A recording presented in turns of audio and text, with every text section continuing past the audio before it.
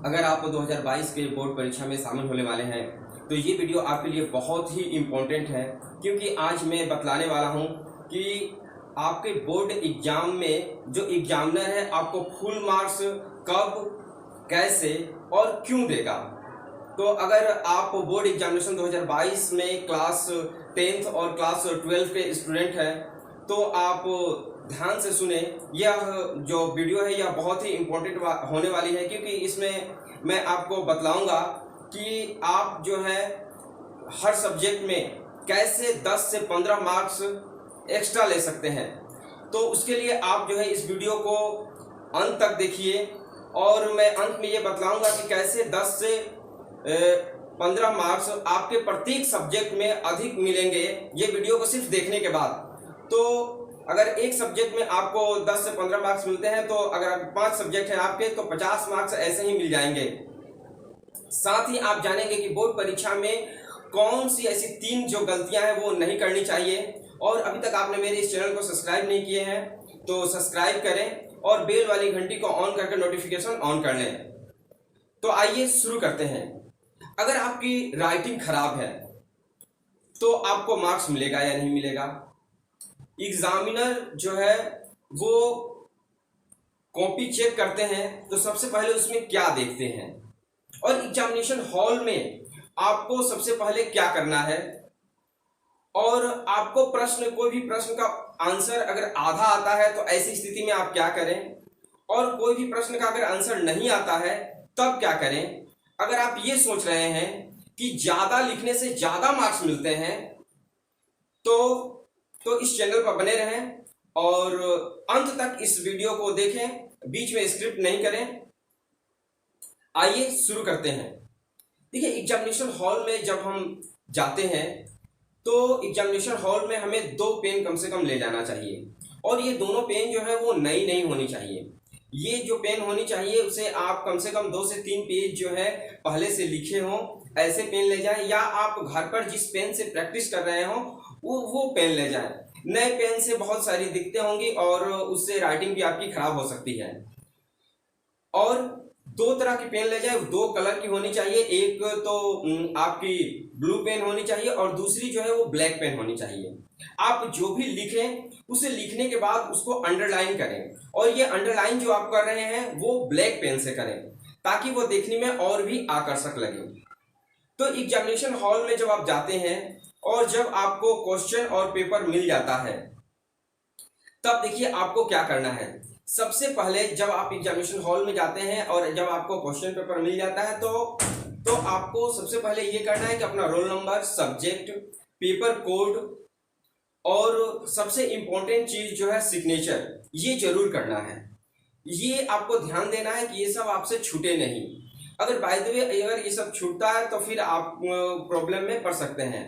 तो ये सुनिश्चित करने के बाद, ये लिखने के बाद जब आपकी कॉपी और जो पेपर है वो दोनों मिल जाते हैं तो आपको एक बार शुरू से टोटल पेपर को, क्वेश्चन पेपर को पढ़ना है। 15 मिनट आपको एक्स्ट्रा दिया जाता है तो उस 15 मिनट में आपको टोटल क्वेश्चन के पेपर को पढ़ना है और अच्छी तरीके से पढ़ना है। उसके बाद आपको शुरू करना है। तो देखिए, शुरू कैसे करना है। शुरू करने से पहले आपको ये सोचना है कि कौन सा ऐसा क्वेश्चन है जिसे मैं बहुत ही अच्छे तरीके से लिख सकता हूं, जो मुझे बहुत ही अच्छे तरीके से याद है। तो जो क्वेश्चन आपको बहुत ही अच्छे तरीके से याद है उस क्वेश्चन को सबसे पहले लिखना है और उसको बहुत ही सुंदर राइटिंग में लिखना है। कहीं भी उसमें कोई भी काटकूट नहीं होनी चाहिए। अगर उसमें किसी भी तरह की कोई काटकूट होती है तो इंप्रेशन खराब होता है। कहा जाता है कि first impression is the last impression. तो आप अपना फर्स्ट इंप्रेशन ऐसा बनाएं कि एग्जामिनर जब भी आपकी कॉपी चेक करे उसको लगे कि यह बहुत ही अच्छा और स्टूडेंट है और इसने सालों भर मेहनत की है, बहुत ही ब्रिलियंट स्टूडेंट है, इसको मार्क्स देना चाहिए। अगर इस तरीके से आप पहला क्वेश्चन की शुरुआत करते हैं तो बहुत ही अच्छा होगा। कभी भी आप सीरियल नंबर से एग्जामिनेशन हॉल में लिखने का काम नहीं करें। देखिए, बहुत सारे बच्चे ऐसे होते हैं कि वो सीरियल से लिखते हैं, 1 2 3 4 5 6 7 8 ऐसे क्वेश्चन का आंसर देते हैं और जिस क्वेश्चन का आंसर उनको नहीं आता है वो बीच में रुक जाते हैं। आपको ऐसा नहीं करना है। आपको जो है जिन क्वेश्चन को आपको आता है उन्हीं क्वेश्चन को सबसे पहले लिखना है, और जो क्वेश्चन बहुत ज्यादा सबसे अच्छे तरीके से आता है उसको सबसे पहले लिखना है।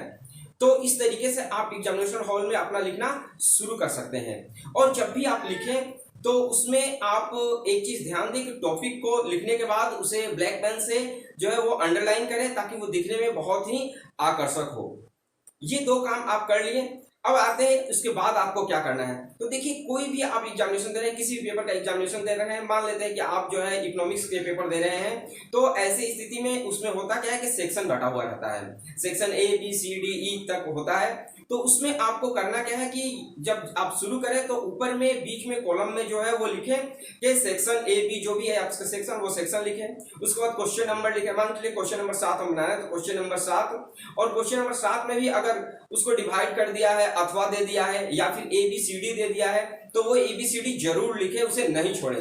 देखिए, ऐसा कर कर आप जो है क्वेश्चन का आंसर शुरू करते हैं तो इसमें क्या होता है कि एग्जामिनर को ज्यादा जो है खोजने में, आंसर क्वेश्चन को देखने में तकलीफ नहीं होती। वो क्वेश्चन का आंसर देता है और क्वेश्चन को मिलाता है, उसके बाद उसे नंबर देता है। अगर इस तरीके से आप लिखते हैं तो एग्जामिनर को काफी आसान होती है और वो आसानी से आपको नंबर दे देते हैं। स्टूडेंट ये करते हैं कि ये गलती कर देते हैं।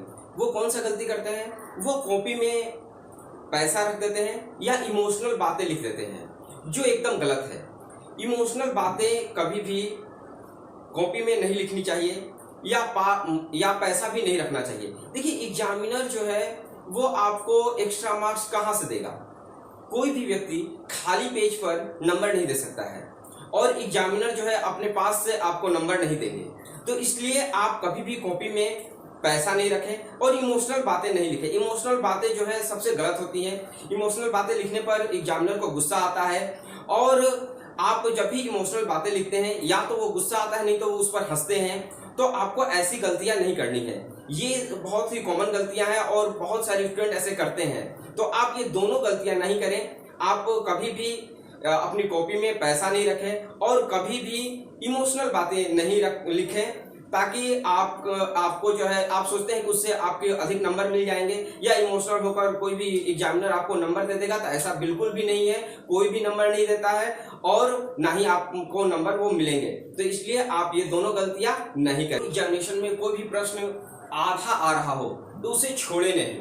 देखिए, बोर्ड एग्जामिनेशन में आपको जो भी प्रश्न आधा आए उसे भी आपको लिखना है, क्योंकि जो एग्जामिनर होते हैं वो आपकी कॉपी को जब चेक करते हैं तो उसमें स्टेप मार्क्स दिया जाता है, यानी कितने स्टेप को आप लिखे हैं, कितने स्टेप को लिखे हैं, उस स्टेप पर आपको मार्क्स दिया जाता है। तो अगर आप किसी भी प्रश्न का अगर आधा भी आंसर लिखते हैं तो उसका नंबर आपको मिलेगा, एकदम श्योर मिलेगा। मान के चलिए कि आप मैथ के क्वेश्चन लिख रहे हैं और मैथ के क्वेश्चन में 4 स्टेप है और चारों स्टेप को आपने लिखा, लेकिन लास्ट वाला स्टेप जो है वो गलत हुआ और लास्ट में आपका जो आंसर आया वो गलत आ गया, लेकिन आपने 3 स्टेप सही लिखे हैं। तो ऐसे स्थिति में 3 स्टेप का जो भी नंबर होगा वो आपको मिलेगा।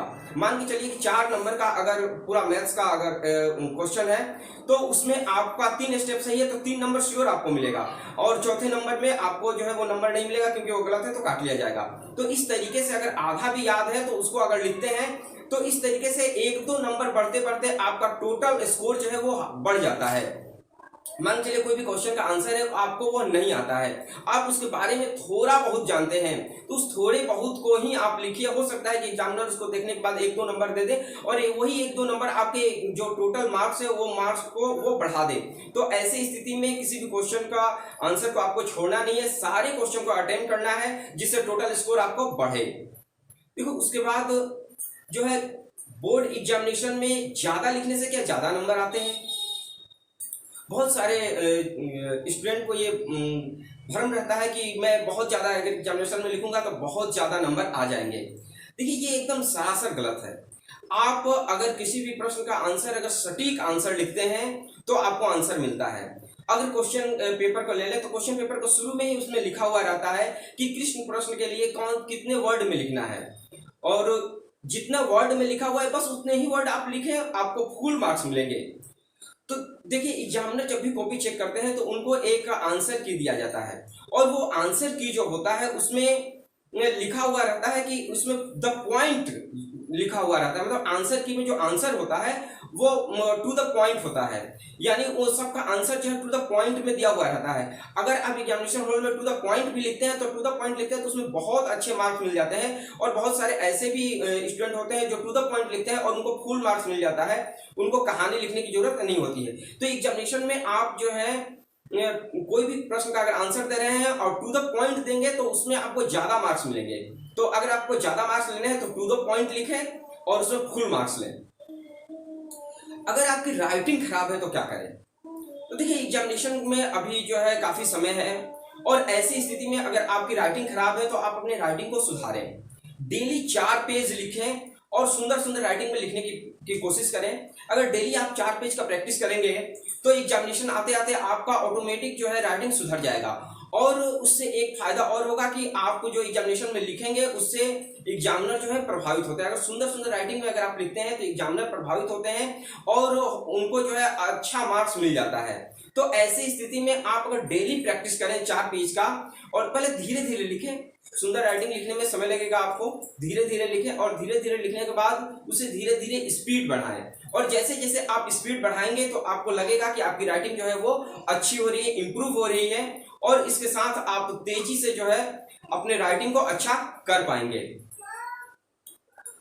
आगे है कि अगर तुम बोर्ड एग्जामिनेशन 2022 के क्लास 10th और 12th के अगर पेपर देना चाहते हैं तो ध्यान से सुनें। जो समय आपके पास अभी बचा हुआ है उस समय में आप अपने कोर्स की तैयारी करें, कोर्स की बहुत अच्छी तैयारी करें। अगर आप कोर्स को बहुत अच्छे तरीके से तैयारी करते हैं तो बोर्ड एग्जामिनेशन आते आते आपकी तैयारी अच्छी हो जाएगी और जिसमें मार्क्स भी आपको बहुत ही अच्छे मिलेंगे। अगर आपको ऑब्जेक्टिव क्वेश्चन की तैयारी करना चाहते हैं तो ऑब्जेक्टिव क्वेश्चन की तैयारी करने के लिए मेरा एक वीडियो है, ऑब्जेक्टिव क्वेश्चन की तैयारी कैसे करें। तो उसमें देखें, उसमें मैंने बताया है कि ऑब्जेक्टिव क्वेश्चन में 100% कैसे स्कोर करें। अगर 50 नंबर का ऑब्जेक्टिव क्वेश्चन है तो 50 नंबर कैसे लाएं, उस वीडियो में मैंने बताया है। तो उस वीडियो को आप जो है मेरे चैनल पर जाकर देखें, उसमें पूरा विस्तार से आपको ऑब्जेक्टिव क्वेश्चन के बारे में बताया गया है। और आप लॉन्ग क्वेश्चन में आते हैं तो देखिए, जो भी लॉन्ग क्वेश्चन है और ज्यादा मार्क्स के क्वेश्चन है उन क्वेश्चनों को आप तैयार करें। बहुत सारे चैप्टर जो है होते हैं वो इजी होते हैं और जितने भी इजी चैप्टर है उनका सबसे पहले आप लॉन्ग क्वेश्चन तैयार कर लें। ऑब्जेक्टिव क्वेश्चन पहले तैयार करें तो ये 50 मार्क्स आपका सुनिश्चित हो गया। उसके बाद आप लॉन्ग क्वेश्चन तैयार करें। जो आप लॉन्ग क्वेश्चन तैयार करेंगे तो ऑटोमेटिक जो 2 नंबर के जो क्वेश्चन आते हैं, 2 से 3 नंबर के जो क्वेश्चन आते हैं वो ऑटोमेटिक जो आपके कवर हो जाएंगे। तो आप लॉन्ग क्वेश्चन की तैयारी करें और जो इजी चैप्टर है उसका सबसे पहले तैयारी करें। आप आसानी से लॉन्ग क्वेश्चन का तैयारी बोर्ड एग्जामिनेशन आते आते कर लेंगे और आपका मार्क्स बहुत ही अच्छा आएगा। आप जब भी पढ़ें तो सिलेबस से पढ़ें। बहुत सारे ऐसे स्टूडेंट होते हैं कि वो भी चैप्टर पढ़ लेते हैं जो उनको एग्जामिनेशन में नहीं आने वाला है। और कोचिंग सेंटर में क्या किया जाता है कि पूरा किताब को वो लोग पढ़ाते हैं, वो उन चैप्टर को भी ज्यादा जोर देकर पढ़ाते हैं जिन चैप्टर से कोई भी क्वेश्चन आता ही नहीं है, क्योंकि वो सिलेबस में है ही नहीं तो क्वेश्चन आएगा ही कहाँ से। तो आप सिलेबस के अकॉर्डिंग पढ़ें। सिलेबस के अकॉर्डिंग पढ़ने से ये लाभ होगा कि आप का जो है आप वही चीज पढ़ेंगे जो एग्जामिनेशन में आएगा। और सबसे इंपॉर्टेंट बात यह है कि आप प्रीवियस ईयर का क्वेश्चन का जरूर तैयारी करें। आप कम से कम 3 साल के प्रीवियस ईयर के क्वेश्चन को जरूर जो है उसका रिवीजन करें और उसका प्रैक्टिस करें। अगर 3 साल के पेपर का आप अगर प्रैक्टिस करते हैं तो आपका निश्चित है बोर्ड एग्जामिनेशन में बहुत अच्छा मार्क्स आएगा। और अभी तक आपने मेरे इस चैनल को सब्सक्राइब नहीं किया है तो प्लीज इस चैनल को सब्सक्राइब करें और वीडियो अच्छी लगी तो इसे शेयर जरूर करें। वीडियो देखने के लिए आपको बहुत बहुत धन्यवाद। मिलते हैं अगले वीडियो में।